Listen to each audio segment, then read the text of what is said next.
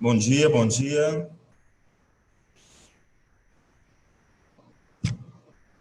Bom dia. Bom dia.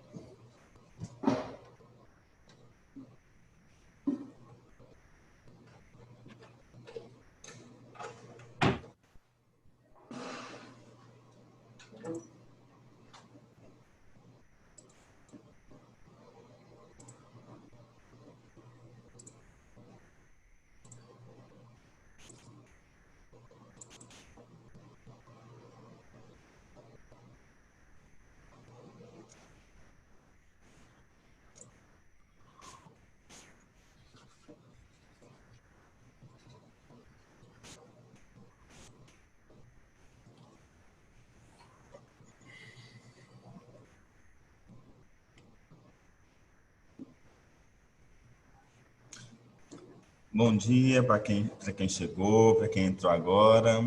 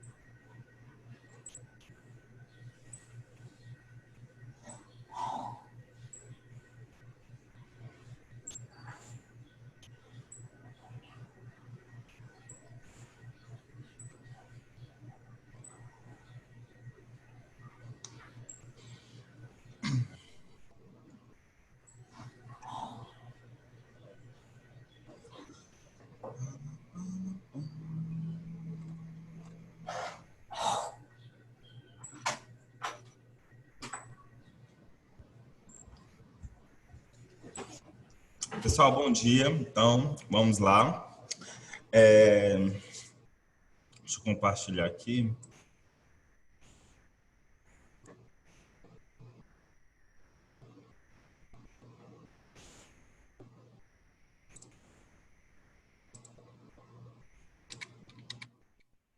Então, Brasil, sob o olhar dos sociólogos, capítulo 14, tá?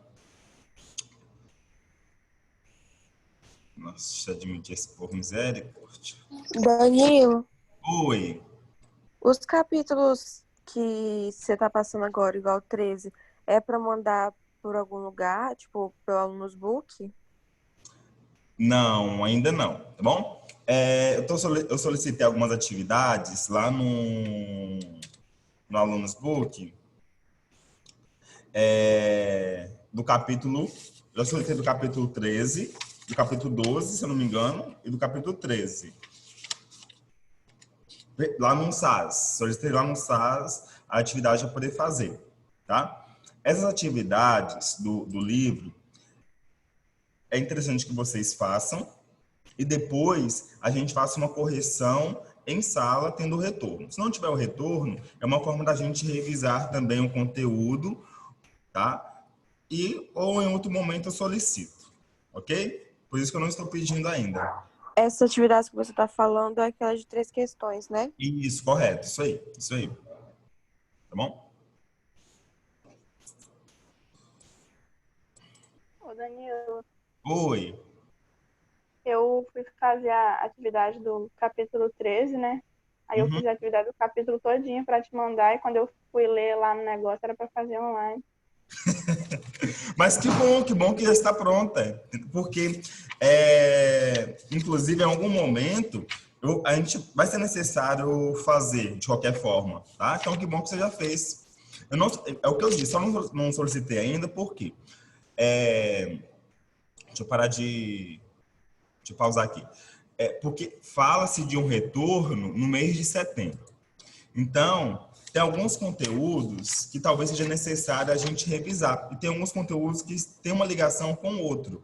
Então, fazendo o exercício em sala, fazendo uma discussão em sala, pode ser uma forma da gente fazer uma revisão desses conteúdos aí, tá bom? Por isso que eu não solicitei ainda. Pessoal, outro detalhe. Lá no Alunos Book, já foi feita a alteração por disciplina. Tá aparecendo para vocês já? Todo mundo está conseguindo visualizar? Conseguindo separar por disciplina? Separar, por exemplo, as tarefas, as aulas por disciplina? Estão conseguindo fazer isso já?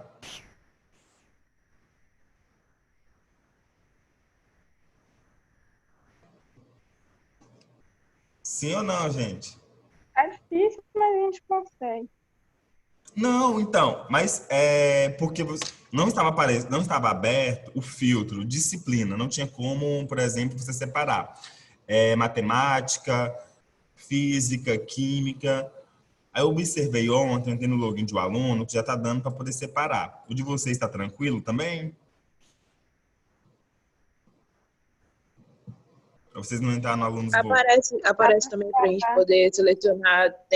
Você pode ver as matérias, o que está pendente, o que você já fez. Aparece, né? Então tá bom. O problema é que mistura a aula com a tarefa de casa. Então, mesmo você clicando em atividade, aparece as aulas. Entendi. Aparece como atribuída, aquela questão do lado, não é isso? Isso. Tem atividade também que as pessoas acabam... Vocês que lançam quando a gente faz a atividade, vocês botam concluído? Cada professor que lança aquele tarefa de casa ou a aula, é cada professor que lança. Mas eu já solicitei já mandei mensagem falando que quando for atividade, vai poder lançar como tarefa. E quando for aula, que não tem nada para poder fazer, lançar apenas como aula. Ou se for aula e tarefa junto, alguma atividade para poder fazer junto, então o que lança como tarefa.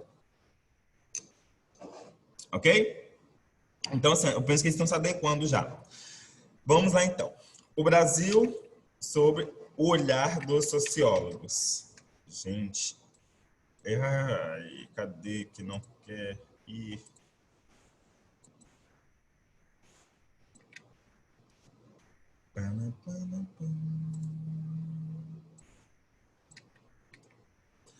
A realidade brasileira foi investigada por diversos autores que buscavam analisar a dinâmica social que possibilitasse a compreensão da sociedade brasileira.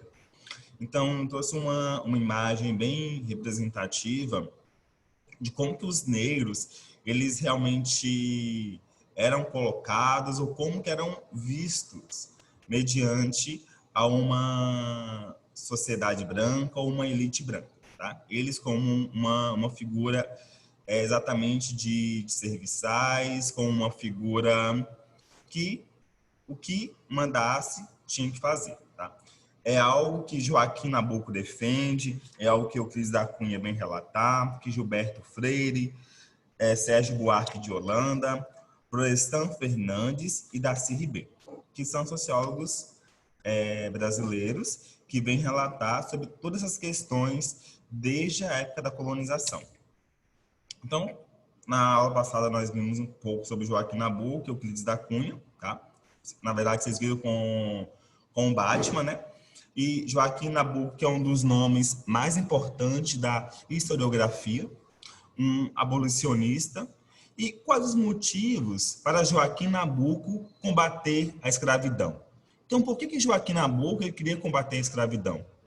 O que ele pensava na época? O que tinha? O que ele defendia? Quais eram os conceitos que ele havia criado em relação ao ser humano, né? O que levou ele a falar, não, eu tenho que combater a escravidão, eu tenho que ser contra a escravidão? Por quê? Vamos lá. Alguém?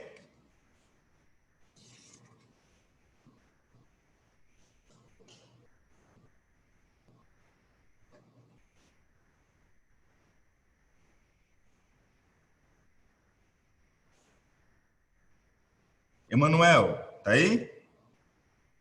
Oi. Por que Joaquim Nabuco ele quer combater a escravidão? Você tem alguma ideia? Não. Quais os motivos, talvez os motivos políticos ou morais, que fez com que ele tivesse realmente esse combate?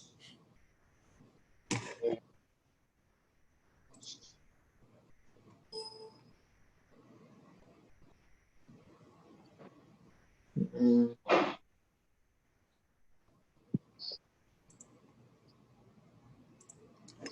Bora lá então. Alguém? Então, Joaquim Nabuco, ele via num lado, queria realmente combater toda essa questão da escravidão, ele realmente fazia essas reivindicações, lutava por isso, porque ele tinha duas questões, né? O humano e o econômico. O humano, pois a escravidão nega a própria essência da humanidade. Ele fala que a humanidade ela não nasceu para poder ser explorada da forma que era explorada na época da escravidão. Que o ser humano ele tem uma essência e essa essência deveria o quê? Ser exalada. E a escravidão impedia que essa essência fosse exalada. Uma outra questão que Joaquim Nabuco trazia era a questão econômica. Então, que a escravidão é um retrocesso econômico, principalmente em comparação a todas aquelas sociedades situadas na região da Europa. Então, sem a abolição, o Brasil não poderia acompanhar o desenvolvimento econômico do moderno capitalismo e da industrialização. Então, para Nabuco, uma lei abolicionista resolveria? Então, vamos lá. Quando Joaquim Nabuco ele vem trazer toda essa questão humana e econômica, ele fala que uma sociedade, para ela se desenvolver, para realmente crescer, então, teria que ter ideias inovadoras. Teria que realmente ver o ser humano, o ser humano como indivíduo capaz de modificar o meio, capaz de transformar todo aquele meio que ali eles estavam inseridos. Mas devido à escravidão, isso não é necessário, porque apenas quem mandava era um determinado grupo. E o outro grupo tinha apenas que obedecer. O outro grupo tinha que fazer tudo aquilo que um determinado grupo queria. Então, Nabuco ele fala que a lei abolicionista foi boa? Foi, ótimo. Inclusive, ele até depois da Lei Áurea, ele teve um cargo também no alto escalão, mas ele fala que essa lei abolicionista era uma lei que não resolveria. Tá? Na aula passada, fiz até algum questionamento, a Nádia até respondeu em relação a essa questão. Por que não resolveria? Porque não foram criados subsídios, não foram criadas políticas para esses negros. Então, ok, teve uma lei abolicionista, perfeito, mas o que fazer a partir de agora? Para onde ir? Quais os direcionamentos que os negros teriam? Né? Por isso que muitos continuaram nos casarões, continuaram nas grandes fazendas, porque era a saída deles. Ou eu realmente vou buscar a minha liberdade, ou vou continuar aqui com os meus senhores, e a partir de agora eu vou tomar um novo direcionamento. Então, eles não tinham muito o que fazer. Tá? Vou constituir as favelas, construir as favelas, ou vou ficar aqui e vou continuar a ser escravizado. Então, Joaquim Nabuco, ele viveu em uma época também onde que a raça e a cultura, elas partiam de um pressuposto disseminado que eram reflexos uma da outra. Então, aí tem toda uma questão da sociologia científica, vou falar um pouquinho mais na frente, tá? Onde que tinha esse conceito que raça e cultura eram iguais. O Joaquim Nabuco também, ele foi muito importante para o pensamento sociológico e ele tinha o pensamento que Para a construção de uma pátria, é necessária uma igualdade entre os homens, indivíduos. Política se faz com mudanças estruturantes. Então, Joaquim Nabuco, ele relata que ele também era a favor, sim, de uma monarquia, mas uma monarquia onde pudesse existir federações. Ou seja, onde hoje o que nós chamamos de UF, as unidades federativas, né, os nossos estados, eles pudessem ter uma independência para poder construir a sua, de uma forma resumida, para poder construir a sua legislação, para poder construir a sua sociedade da forma que aquela região ali quisesse. Mas, claro, com um poder monárquico acima deles.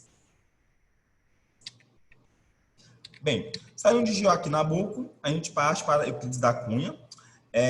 Euclides da Cunha, vocês vão estudar em literatura também, tá muito ainda sobre Euclides da Cunha. Então, ele falando aqui o seguinte: ele abraça as teses raciais de sua época, o sertanejo é sim um marginal.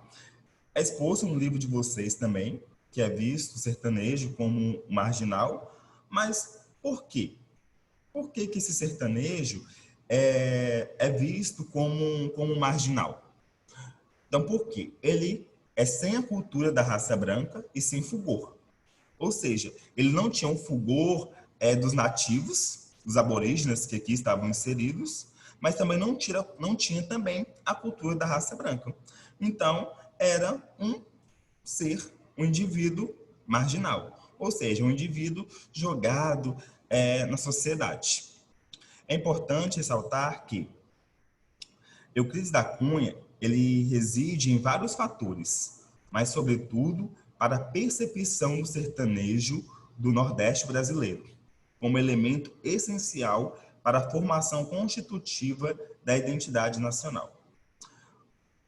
Ele relata, vem na página também 236 do livro de vocês, quando Euclides da Cunha, ele fala, ok, esse sertanejo, ele é visto como um marginal, porque ele não tem a cultura da raça branca, e não tem o fulgor do povo aborígene que aqui estavam inseridos na época da colonização, mas é a partir do sertanejo, é a partir do nordestino que o Brasil, ele teve uma identidade nacional. Então, é a partir dele que teve toda uma migração, é a partir desse povo que Brasília foi construída, que São Paulo realmente chegou ao patamar que é hoje. Então, Euclides da Cunha, ele vem chamar essa atenção que o nordestino, de uma certa forma, ele construiu, né, entre aspas, aí, o país. Então, ele formou, ele ajudou, contribuiu, foi essencial para a formação do povo brasileiro de uma forma geral. Crianças, até aí, tudo bem?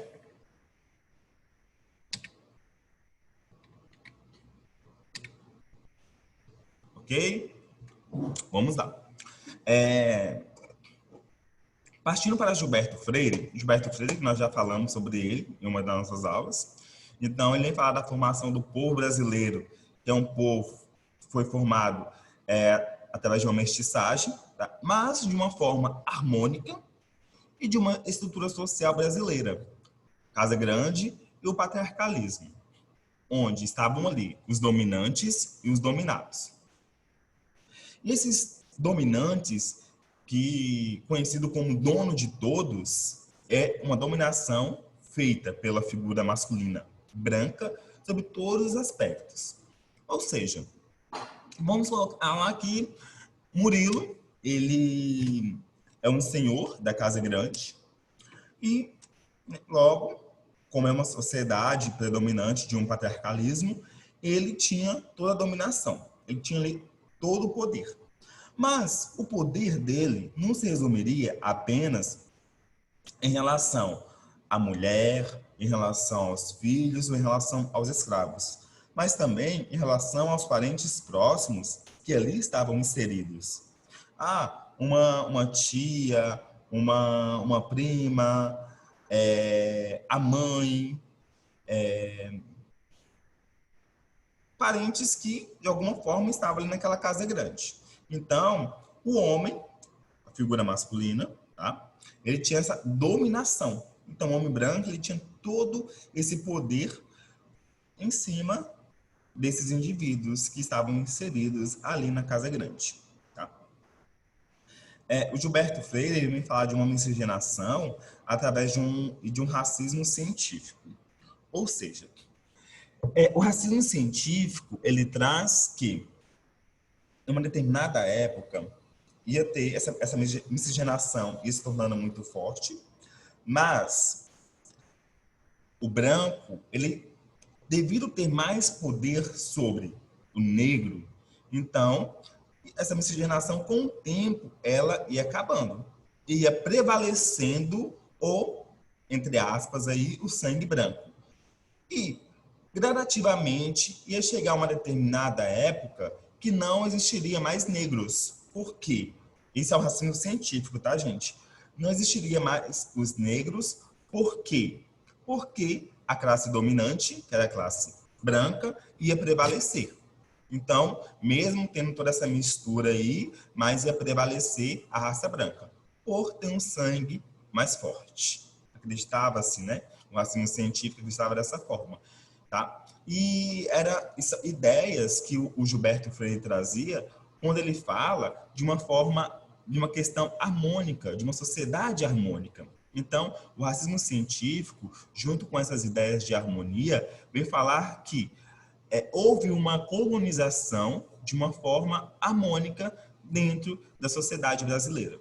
É tanto que Gilberto Freire é até criticado por alguns sociólogos em relação a essa harmonia, ele relatar que existia essa harmonia. E o racismo científico, ele vem separar a raça e cultura. Tá? Então, ele vem falar que raça e cultura, eles estão juntas, uma, né, está interligada. Então, o Gilberto Freire, ele vem separar essas questões, ou seja, raça, ok, e cultura. Raça, que a gente nem fala mais hoje de raça, né, mas ele vem falar mesmo assim que não, que independe, a cultura, ela é construída. Então, ele vem desmistificar toda essa questão do racismo científico através de seus estudos, tá? E ele vem falar da questão de uma diminuição da Casa Grande e da Senzala. Mas que diminuição foi essa da Casa Grande e da Senzala? Houve uma diminuição realmente, tá?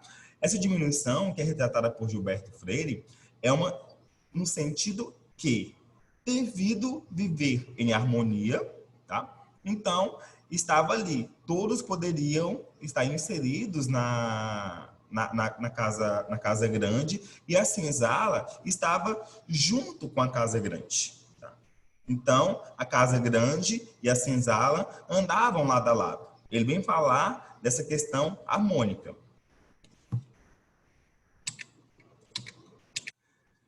Gilberto Freire traz uma questão de heterogeneidade.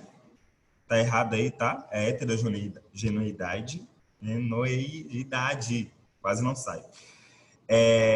Ele vem falar de uma formação ibérica, ou seja, a colonização, ela não se resumiu apenas como colonização do povo português, mas de uma colonização com uma formação ibérica, tá?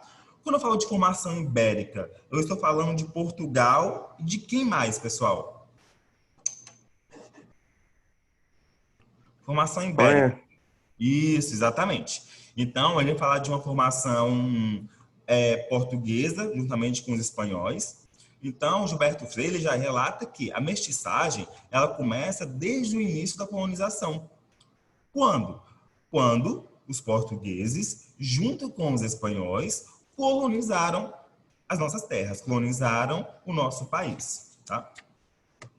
Gilberto Freire também vem falar sobre a questão da sexualidade, onde que o senhor e os escravos, a sexualidade entre o senhor e os escravos, que o senhor, ele tinha como ele tinha um total poder, né? O patriarca, o todo-poderoso, o homem branco. Então, ele poderia fazer aquilo que ele quisesse com quem ele quisesse. Então, ele possuía, né, as mulheres negras, tá? E quando as senhoras, quando as mulheres brancas as descobriam, o que elas faziam, né? Claro que elas maltratavam essas negras, queimavam até mesmo os seios, desconfigurava de alguma forma o rosto delas com marcas de ferro quente. E assim, é desde essa época, né, desde uma época da colonização, que a mulher, ela sempre era vista como a culpada, né? Nunca o homem era julgado, não, era a mulher. Então, a mulher que era culpada devido ao homem pular a cerca, a mulher era culpada porque o homem muitas vezes não queria ter a relação com a esposa, mas com as negras. Então, e nunca eram Nada mudou, eles. né? Oi? Nada mudou. Até hoje a culpa sempre é da mulher e nunca é do cara. É verdade, assim, infelizmente, né, nós não estamos em um cenário muito diferente, né? Vocês estão vendo o caso aí da menina de 10 anos, não estão? Sim. Como que o olhar está bem mais voltado para a questão do aborto do que realmente onde que está o cara, o que vai fazer com ele, né? Como que ele vai ser julgado, quais são as buscas. Danilo, mas o processo é segredo de justiça. Sim, perfeito. Acharam ele hoje de manhã. Acharam? Ah, perfeito. Obrigado, Divulgaram Maria. até uma foto dele já. Nossa. Eles não estavam divulgando, né, pra não colocar Isso. a imagem dela, mas acabaram divulgando hoje de manhã. Minha mãe tava me Isso. falando. Isso. É porque, como é segredo de justiça, não pode ser, realmente não pode ser divulgado. Mas assim. E é porque ela é de menor também. Correto. Mas quanto à manifestação que teve em relação ao aborto, né? Quanto à manifestação que teve em relação à criança. Tá? E assim, por um momento, o cara ficou até esquecido, né? Por alguns míseros segundos, digamos assim, tá? Mas, enfim. Eu trouxe a sugestão aqui de um filme, 12 anos de escravidão. Não sei se vocês já assistiram. Tá? Quem não assistiu, vale a pena. É um filme muito bom. E ele vem retratar justamente essa questão da sexualidade do senhor e dos escravos. Tá? Ele vem tratar justamente dessa figura patriarcal, dessa figura onde que o homem que manda, onde que o homem tem um poder e onde o homem ele pode fazer aquilo que ele quiser. Não, Daniel, esse filme é triste, hein? Pelo Sim. amor... Eu juro, foi o filme que eu mais chorei na minha vida. Não, Eu não tenho psicológico pra ver uns negócios desses, não. Eu prefiro nem assistir. Foi o filme que eu mais chorei na minha vida. Eu chorei de soluçar. Murilo, se você chorou com esse filme, então eu vou trazer aqui, eu até separei para poder passar para vocês, mas é 25 minutos, é um curta-metragem. Então acabei não passando. Eu passei para a turma do 7º ano. O curta é Você Faz a Diferença. É realidade, tá? É assim, algo que não é tão distante do nosso meio, tá? É perfeito. Deixa eu colocar aqui no bate-papo. Gente, meu bate-papo abriu. Curta.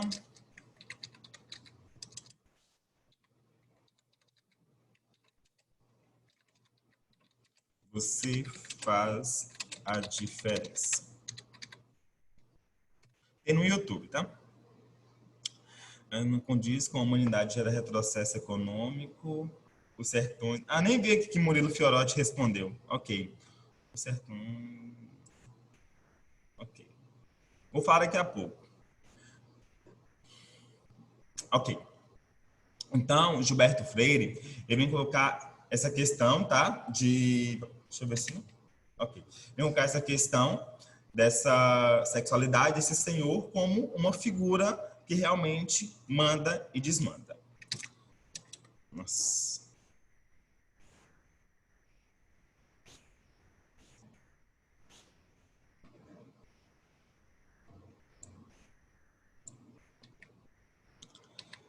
Próximo aqui, Sérgio Buarque de Holanda.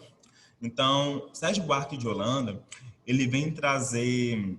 Ele escreveu, né, um livro, Raízes do Brasil. Nesse livro, com característica do weberianismo, ele traz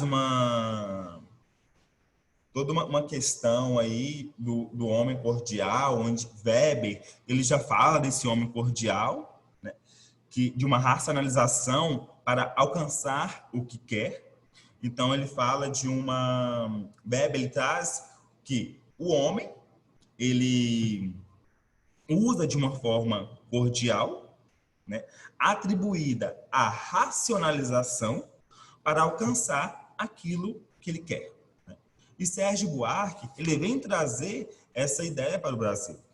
Então, na época, 1930, por exemplo, não era uma época onde tinha uma presença forte dos socialistas, dos sociólogos clássicos, e não tinha todo esse estudo na época aqui no Brasil e a presença das teorias desses sociólogos que estavam aí na Europa. Tá? Então, foi uma novidade quando ele vem trazer essa ideia do weberianismo para o Brasil. Né? E nesse Raiz do Brasil, ele traz reflexões sobre a colonização. Ele fala que o Brasil ele foi colonizado por uma frágil hierarquia da nobreza ibérica, ou seja, os espanhóis com os portugueses. Então, que eles queriam privilégios. Então, era um privilégio colonizar, era um privilégio ter as terras do Brasil.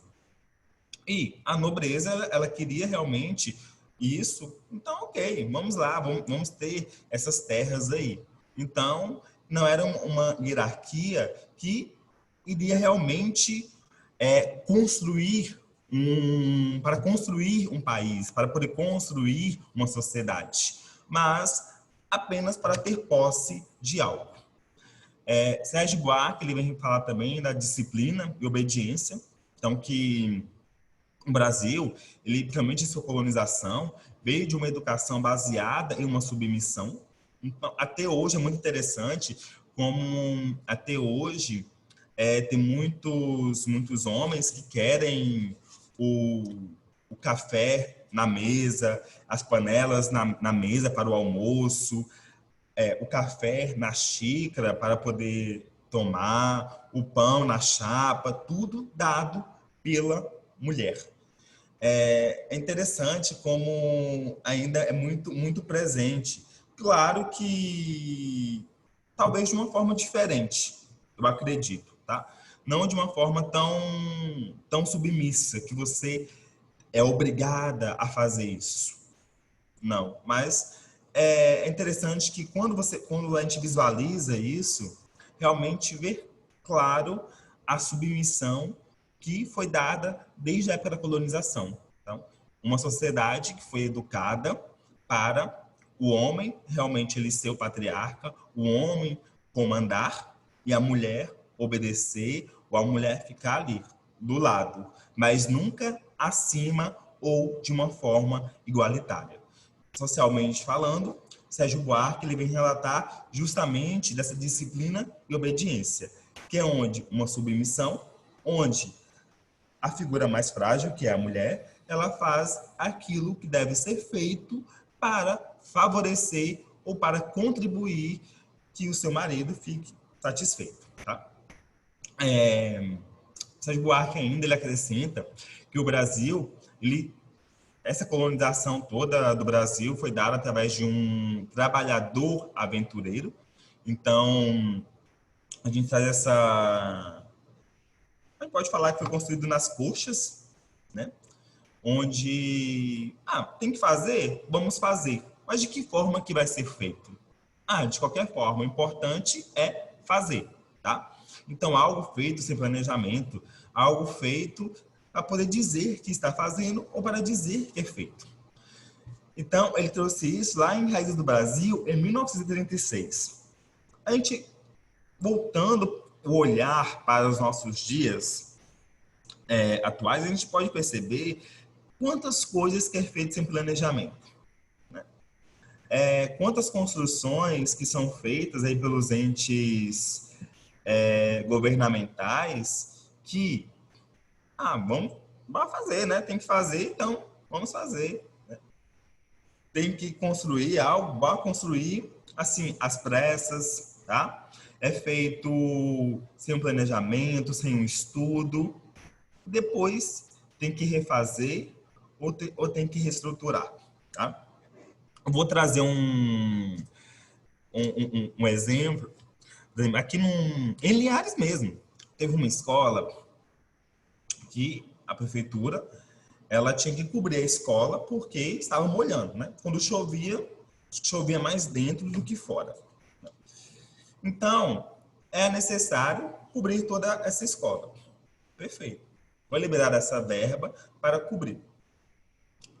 Os engenheiros cobriram, ok, a empresa cobriu, mas a empresa ela não fez um projeto para analisar essa cobertura, o que iria desencadear.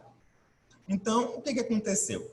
Cobriu com placa de zinco, o reflexo dessa cobertura de um determinado lado estava refletindo na sala, esquentando ainda mais as salas de aula. Então, as salas tinham que ficar com as janelas fechadas em determinado horário por causa do reflexo.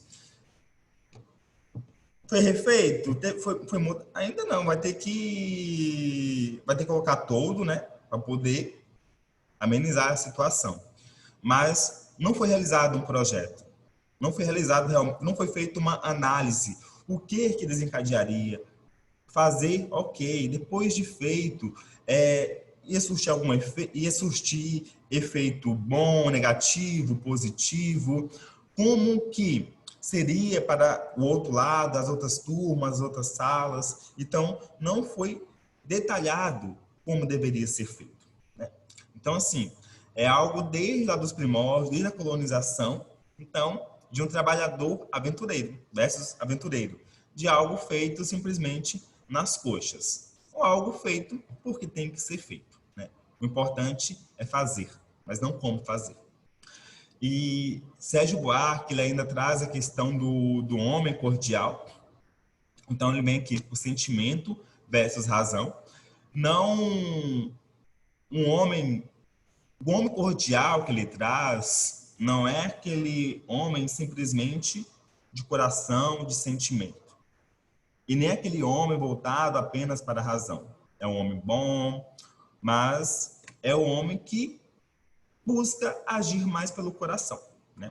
É o homem que está excelente, aquele indivíduo que está excelente, que está bem, mas se chegar no trânsito e bater em outro carro, ele vai mudar completamente, se tornar uma outra pessoa. É aquele homem que vai favorecer aqueles que estão próximos, né? Que vai favorecer aqueles que ele realmente gosta, aqueles que ele quer. Que vai favorecer é o famoso jeitinho brasileiro, né? O Sérgio Buarque de Holanda, ele vem trazer esse jeitinho brasileiro. Então, se você é meu amigo, se você é querido, então, o que eu vou fazer? Eu vou beneficiá-lo, né? Então, se você está aqui no meu convívio social, você tem regalias, né? Mesmo você tendo o mesmo direito, mesmo João tendo o mesmo direito de Maria, mas João é o meu amigo. Então, João, ele tem uma preferência. João, ele sim merece. Maria, eu não conheço Maria, então deixo Maria para depois, tá? Junto com esse homem cordial, com esse sentimento e com essa razão, Sérgio Buarque de Holanda, ele vem falar de uma gestão pública e interesse particular. Então, ele fala que a gestão pública, ela, em determinados momentos, ela deixa de ser uma gestão pública e passa a ser uma gestão partida de um interesse particular. É tanto que isso fica claro em alguns setores, que tem muitas pessoas que trabalham, talvez há 10 anos, há 15 anos, em determinado departamento da gestão pública, e parece que tudo ali é dele, né? Tudo ali pertence a ele, e não ao público, não a uma máquina pública.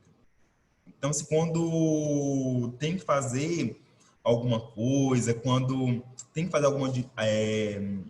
fazer alguma mudança ou seguir o protocolo, segue o protocolo que acredita ser o melhor para ele, mas não para o todo. Tá? Então, o Sérgio Buarque de Holanda, ele retrata justamente essa mistura. Então, o homem cordial, essa mistura de sentimento e razão, atrapalha também essa gestão pública, pois parte de um interesse particular. É tanto que assim, existe várias leis, por exemplo, que não pode o prefeito colocar a esposa, colocar filho e assim por diante, né? É justamente para poder não favorecer... Danilo, Oi, é nepotismo o nome disso? nepotismo, isso aí, nepotismo. Entendi. Nepotismo, tá? E assim, e cada promotoria, ela julga de uma determinada forma. Eu tem cidades, por exemplo, que a promotoria ela até faz uma vista grossa, mas tem cidades não, tem cidades que nem primeiro, nem segundo grau, você pode trabalhar. O nepotismo, né, ele fala da questão de um parentesco de primeiro e segundo grau, tá? Então, tem certas regiões, certas cidades que já permite, e a promotoria faz uma vista grossa quando o parentesco é de segundo grau, tá? E quando você está em cargo de chefia, pode, tem outras que não pode, não aceita, tá? Tem cidades que isso é muito forte, esse parentesco de segundo grau, as promotorias não aceitam, tá? Aí entra na justiça por várias questões, tá? Por ver como um cargo de confiança. Então, você não pode ficar enchendo a máquina, a gestão pública, de pessoas que estão ligadas diretamente a você. Por quê? Porque subentende que isso é um interesse particular. Subentende que ali é um cabide de emprego, que você está querendo favorecer aos seus, e não ao bem comum, e não à sociedade. Tá? Acrescentando ainda nesse homem cordial, o Sérgio Buarque de Holanda, ele fala que o homem cordial tem sim o seu lado bom, ok, mas tem sim também o seu lado ruim. Então, o coronel, ele é esse homem cordial, na época, né, quem assistiu aí Gabriela, então onde era muito presente isso em Ilhéus, lá no sul da Bahia, muito presente a questão da cordialidade, mas, ok, eu sou bom, eu vou ajudar, eu vou contribuir, mas eu que mando. As coisas têm que ser do meu jeito, tá? Então, ele fala que esse homem cordial é aquele homem, é aquele indivíduo que fala, você sabe quem eu sou, né? Você me conhece, tá? E, gente, isso, assim, é muito forte ainda, na nossa realidade, tá? É o que nós chamamos de carteiradas também, tá? Então, é muito forte, muitos indivíduos querendo se impor, querendo realmente fazer da sua função prevalecer como se ele fosse o dono da verdade e como se ele que tivesse que mandar naquela determinada situação, naquele determinado momento, e que as coisas têm que ser da forma que ele acredita que é, e não da forma que tem que ser. Tá? Crianças, até aí, dúvida, perguntas?